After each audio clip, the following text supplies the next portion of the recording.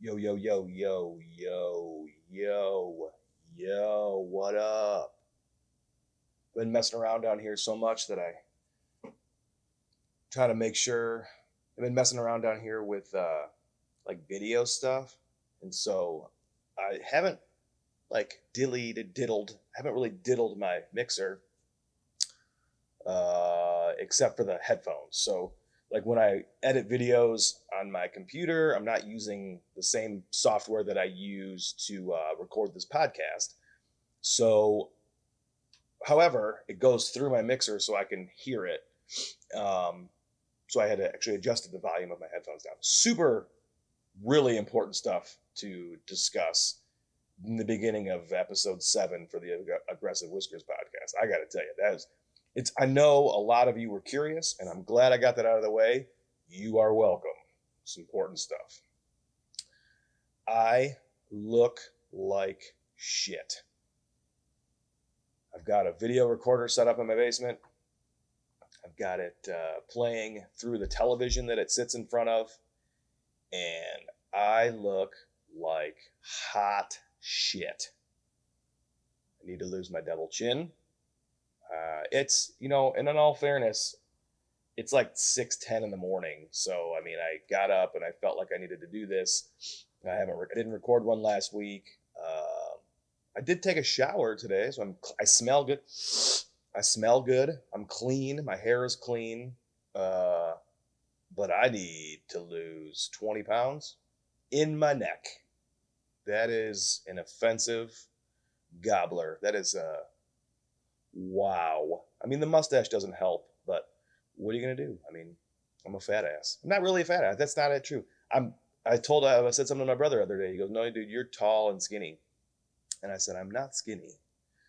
Uh, and I don't understand if it's alcohol consumption, if it's my obsession with cheese, if it is a sugar thing. I don't eat a ton of sugar. I mean, I know sugar and cornstarch is in a lot of things, but I don't feel like personally it's sugar. So I think it's just genetically, I have at least two chins.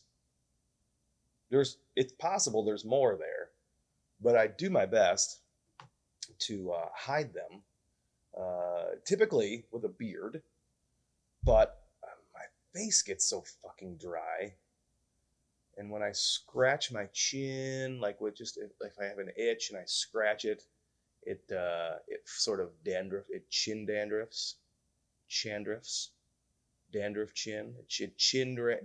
down onto one of my many black shirts because that's what I wear. It's slimming and it's aggressive looking, and so I get the chin dandruff, and it's very unfortunate. And I don't know. So I figured if I shaved my beard, I could moisturize my skin. God, I'm just sounding worse by the second. Welcome to Aggressive Whiskers podcast. I am Brett. I am the only person here today. I don't know why I introduced myself as though there would possibly be a co-host. There will not be. Today, I don't know if there will ever be one. We may have a guest sit in. Adam and I talked Friday night. We went out for my aunt's birthday. I don't say aunt. It doesn't seem right coming out of my mouth. Aunt? That's not a word. It may be spelled that way, but it's not a word. Aunt. Oh, sounds like I'm choking on a big old dick. I went out for my aunt's birthday. Nobody, no, it's aunt. I have an aunt. I have an uncle and an aunt. Couple uncles, couple aunts. I don't have any aunts. No, it doesn't. No. Nope. Fuck you. You, the person who's judging me for not saying it the way you think I should say it. I don't say aunt. I went out for my aunt's birthday on Friday with my wife and my brother and his wife and my aunt and her man friend, my Uncle Bode, sorry, not Bodie. Bodie's his son. My Uncle Bode and my Aunt Lori. And we went out to dinner and drinks at a speakeasy in Fenton, which, if you've never been, it's pretty cool. You go to the restaurant called El Topo. You walk In the front doors and to the left down the hallway, there is a Pringles vending machine, or what appears to be a Pringles vending machine.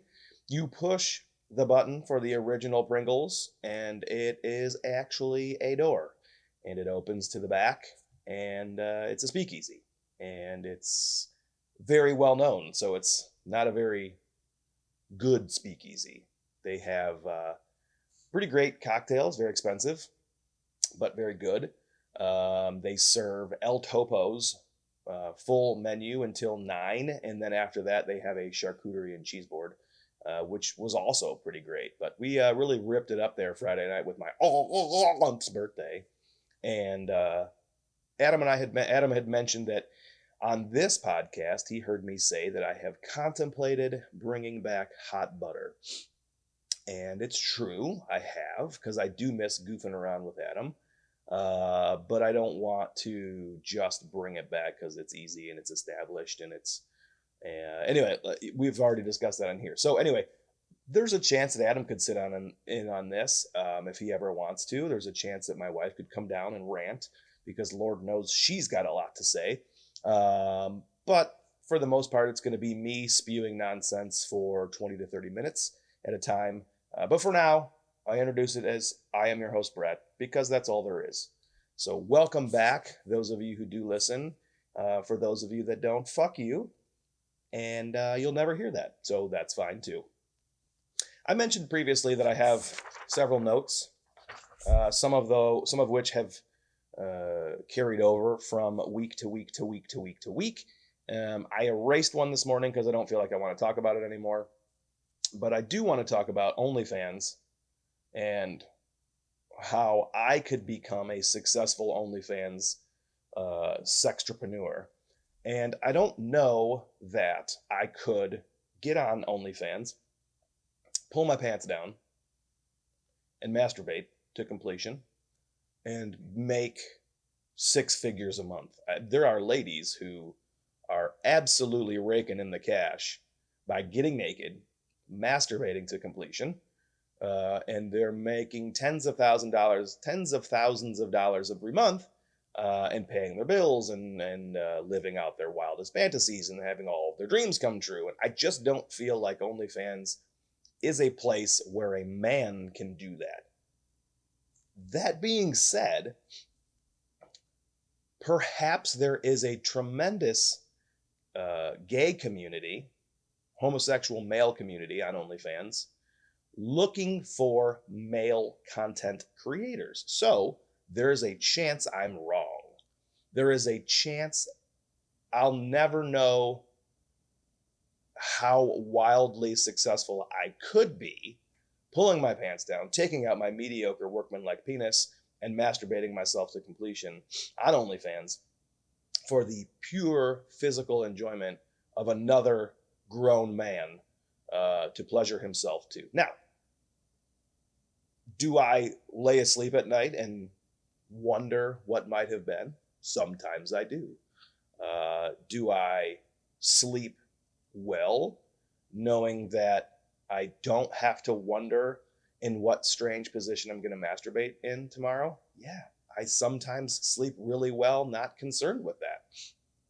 But is there a market for a man like me to create mildly aggressive sexual gratification videos to sell on the internet at a reasonable price which could fund future business ventures that I have scattered notes of all around this tiny ass basement? Yes. Could I fund a food truck with some of those videos? Probably. Could I open beefcakes with it? It would help. Is there going to be a spot at Beefcakes where I record these videos? I don't know. Maybe. There is going to be a studio so that I can clean up this basement with all my recording software and programs and mixers and microphones and videos and lights, and all that stuff is going to be there. So maybe there will be a fun little couch for me to drape a leg over and tug one out. Maybe there will. Will there be a shower for me to masturbate in? Mm-hmm. I just ruined it for everybody else that might need to shower there. But they've ever showered at my house, guess what? I've masturbated in there. You're welcome. I'm selling my camera. There's nothing wrong with the camera. The camera is flawless. It records tremendous video.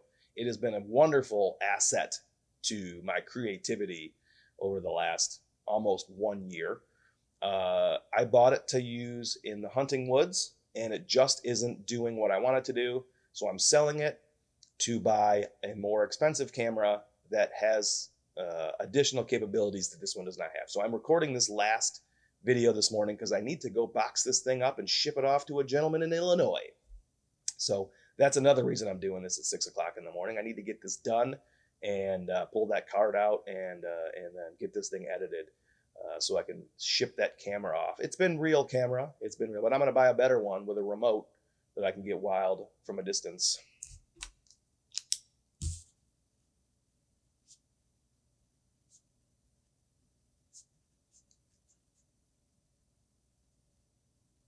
Get wild from a distance. I'm sorry. Always forget that when I'm writing something down, there is dead air. But hope you didn't go anywhere. So we talked about my OnlyFans, but we didn't talk about shirtless chores. Again, I mentioned that I don't feel like there's I don't really feel like there's women on OnlyFans who want to watch men pleasure themselves. It is not pretty. Women traditionally are not as deviant as men and have that desire to watch that and pay for that. But it's been suggested to me that perhaps I could just take my shirt off and do random chores around the house: vacuuming, sweeping, dishes, cooking, blowing leaves in the driveway, touch up paint, replacing an outlet that's maybe bad, replacing some light bulbs, climbing a ladder, just all shirtless chores. Is there a market for that? Again, I think it's more a horny gay man who is going to be paying for that kind of thing, not some super hot MILF is probably not going to pay for that. I just don't see that happening. When am I going to get a filter for this? My mouth, my word hole. When, if ever, will I get a filter? Excuse me. The other day, one of the girls fell down onto her vagina, and commented about how bad it hurt. And we had a brief discussion about the difference between when a girl falls down and hits that and when a guy falls down and hits that. But nonetheless, I'm sure it hurts equally, if not more, if not the same. The part of the filter situation is I don't have one typically as it relates to my children. What comes into my brain comes out of my mouth to a certain extent. There are things that the kids don't need to know about as it relates to politics, as it relates to war, as it relates to misinformation by the government as far as viruses or fake viruses or vaccines are concerned. I filter that stuff because it's heavy. I don't feel like swear words and inappropriate humor are too heavy for kids, but I do feel like the shit that's on your television is too heavy. So that's my only filter. I'm curious if I'll ever get a filter on this mouth for the inappropriate swearing, dad jokes, sexual humor, because I told my daughter, I can't remember which one it was, that she got a shiner in her vagina. I'm waiting for the laughter to stop. First of all, that's very clever. And that might be the title of this podcast. I'm not 100% sure. Shiner in the vagina. Now, everybody knows what a shiner is. You get punched in the eyeball. It gets, bruised, black and blue around the eye socket there. And then somebody called it a shiner. I don't know why. It doesn't shine. It dulls it. But somebody called it a shiner. And I imagine if you fall on your vagina, you could theoretically get a bruise there and therefore have a shiner on your vagina. And I immediately laughed and regretted it, mostly because my oldest daughter, who really probably isn't the one I should be worried about, it's probably the 3-year-old. The 11-year-old is like, I imagine that she goes to her friend's house and they hang out in their room and they talk about all of the wannabe grown-up stuff that they've ever heard or that they've ever learned, and laugh about it. And so I imagine that at some point she's going to say to her friend, "Oh no, you got a shiner in your vagina." And I don't know why she talks like that, but she there's a chance that she talks like that with her friends. I don't know that I'm ready for her to tell her friend that she learned shiner in her vagina from her father. But if they already know me, then it's probably okay. So maybe there's really nothing for me to worry about. But then again, like I said, it might be the 3-year-old who would go to our neighbor's house who has a 3-year-old, who would then tell the mom, "I have a shiner on my vagina," when she goes potty over there or something, and says, "I need to wipe it. I don't want you to be too aggressive. I have a shiner on my vagina." So, do you have a filter with your children? I think a lot of people probably do. But also, there's a generation that probably doesn't. Like, I don't. The only songs I'll turn off in the car on the radio, and I say radio loosely, it's my playlist, like my songs on my phone, are if they're hypersexual. So like Cardi B stuff, Megan Thee Stallion, Lotto stuff. I don't want, some Notorious B.I.G. I don't want to hear the mimicked slurping of a dick sucking on the radio. I don't want to hear them talking about eating pussy or sucking dick or licking ass. That's the only stuff I'll turn off. We can listen to NWA, Ice Cube, most Biggie. We just listened to Snoop Dogg's Doggy Style album the other day. There is one spot that I have to click over in that album. But my son's favorite part is the W balls, W balls. So anyway, most people probably have a filter. Most people are probably concerned with what their children hear from them or come out of their mouth or whatever. But does anybody out there think I'm ever going to get one? Because I think I'm just going to get worse. As my kids get older, I start to lose a little more concern of what they're hearing. And so maybe it's not an issue anymore. Maybe it's like, now it doesn't matter. They've heard it all. It's not going to get any worse. Now, unfortunately, I'll probably have to start letting them hear some of those things that are going on in the world that I've been hiding from them. Just because they don't need to be burdened with the adult material that we have to sort of sift through on a daily basis as it relates to our government, political BS, some fabricated agenda being spewed by the mainstream media, shit like that. They don't need to hear that. They need to be kids. They need to play outside. They need to be creative. They need to think for themselves. They need to problem solve on a daily basis. They need to be bored. They need to be tired. They need to be well fed and well watered. Well watered. They need to drink lots of water.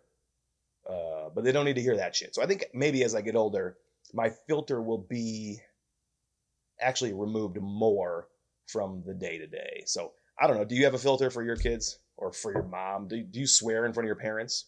I do. I know that comes as a shock. Do you enjoy the early mornings? I am a morning person. I'm not a night person anymore. I think when I was younger, maybe in my early 20s, I was a night person. I'm not a night person anymore. I am a morning person. I like to get up well before the sun and have some sort of quiet, even if it's just an hour, so maybe an hour and a half. I like to have a little bit of quiet. I like to have my coffee in the quiet. I like to shower. I can usually shit. But I don't think, I think historically it's been funny to claim that you're not a morning person. I think there's more cartoons about not being a morning person. There's not many cartoons about not being a night person. There is, let me rephrase that. Nowadays, those cartoons are called memes. So now there's a lot of memes about not being a night person. Like, it's not, for example, one is sort of like, I'm going to do my best to remember the exact thing here. My friend had the audacity to invite me to an event this weekend that starts at 9, or it had some joke about the event started at 9. It's like, bitch, I'm asleep, or I'm in my pajamas at 9 o'clock. I am 3 knuckles deep into a bowl of ice cream at 9 o'clock at night.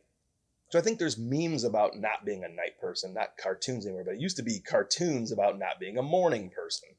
But I think the reality is everybody as they get older appreciates them. Maybe you're just a morning person because you had to pee and your incontinence is what woke you up, and you've just learned to become a morning person. I've learned to become a morning person out of routine, out of necessity for silence, and just my desire for starting my day sort of slowly. If I sleep in and get up and the whole house is up, I am an anxious mess all day long, and it does not set me up for success. And so I'm a morning person. Do you enjoy the morning? Let me hear your thoughts. Share it with me. Does it matter if you have kids? Is it a kid thing? Or is it just a life thing? Like, if I didn't have kids and I had to go to the office every day, God, that sounds fucking horrible. I cannot imagine having to go to an office every day. My profession for the last 15 years has solidified my inability to work in an office setting. I could never work in an office, and I probably can never have a boss. Like, I have a boss now, but I work from home and I create my own schedule and I work as much or as little as I need to or want to. As long as I get my jobs done, my tasks done, I have phone calls. Occasionally we have conferences. But with the last 2 years, I haven't even seen anybody. I don't have to go to our corporate office in Columbus.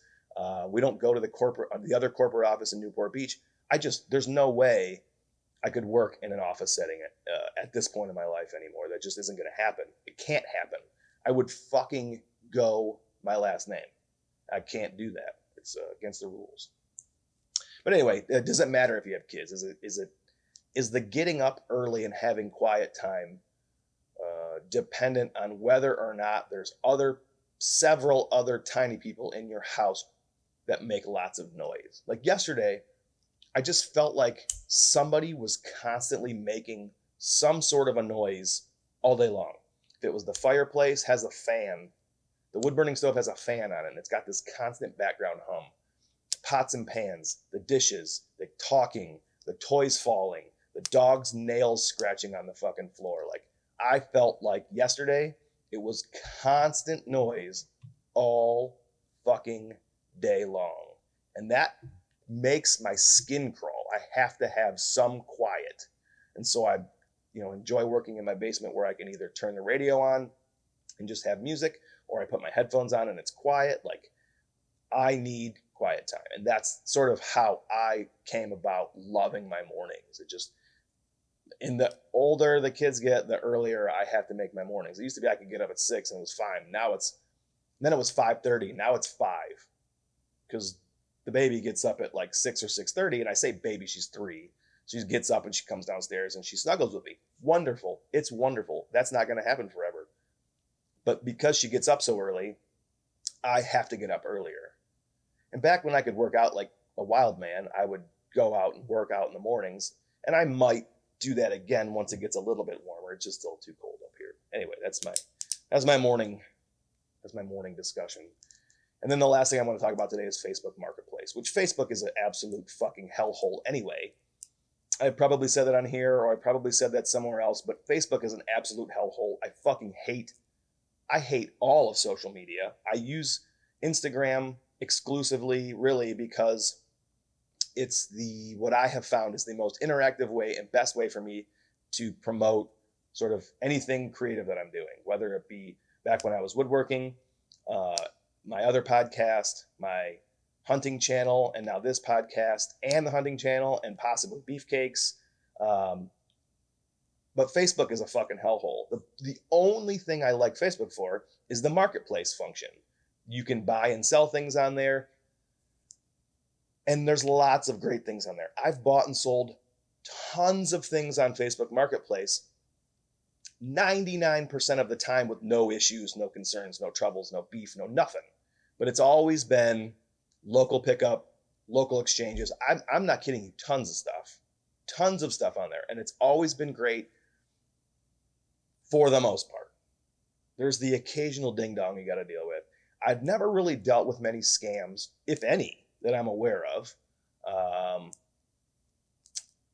But recently, like I said, I'm trying to sell this camera, and I bought the camera new last year for like $600, and I bought 2 backup batteries and all this other fun stuff that comes with it.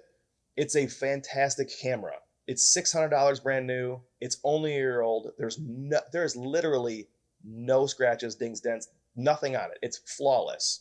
Works perfectly. Anybody who has a computer can figure out what this camera costs brand new.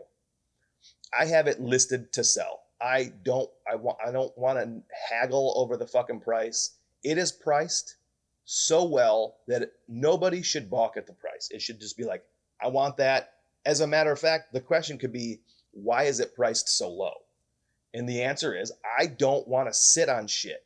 When I want something gone, I want it gone. And I don't want it priced such that it sits here and I have to negotiate with someone and nickel and fucking dime them to death. I've done that so many times. I don't want, once I'm done with it, I don't want it anymore. I just want to make a little bit of money back. I've already made friends with the fact that I'm going to lose money. It did what I wanted it to do for a year. Now it's time to upgrade. And so I just want it gone. But this thing where it's priced so well, and then someone sends you a message that says, what is your best price? Excuse me? I'm pretty sure my best price is the price that I listed it at. How about, what is your best offer, fuckface? Don't come at me with, what's my best price? Bitch, what's your best offer? And then I'll tell you if you're in the fucking ballpark or not. It's priced $200 less than what it should be. And you want to offer me another $150 less than that?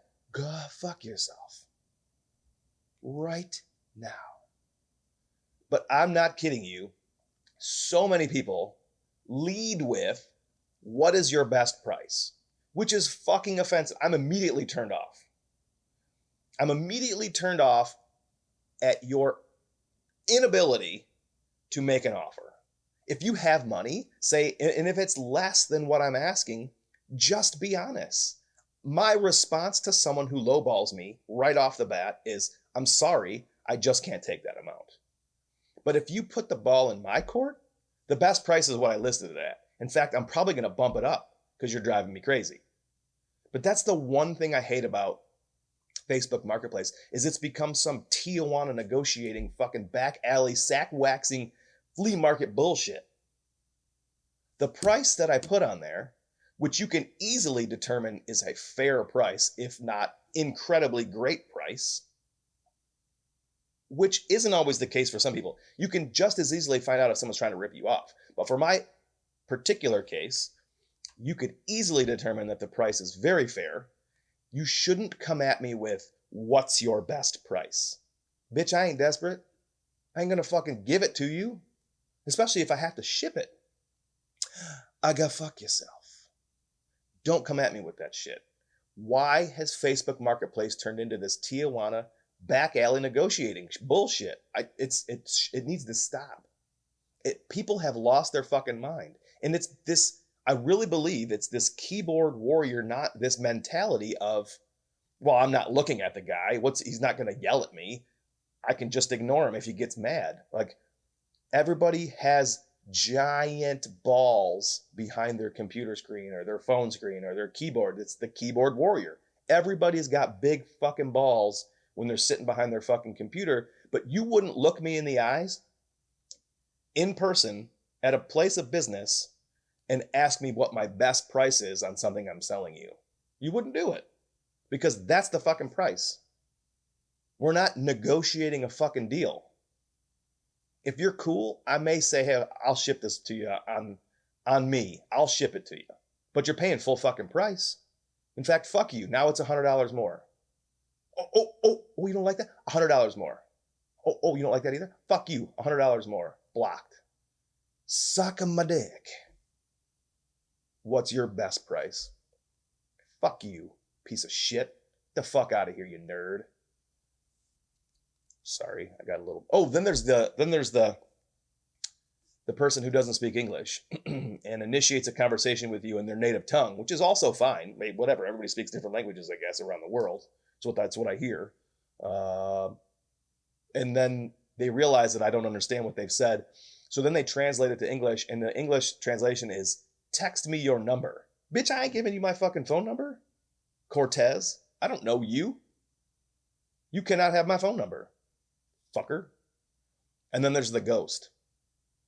The person who writes you a lengthy message and wants more information on it, and you give them exactly what they need, exactly what they asked, and then they never acknowledge your response.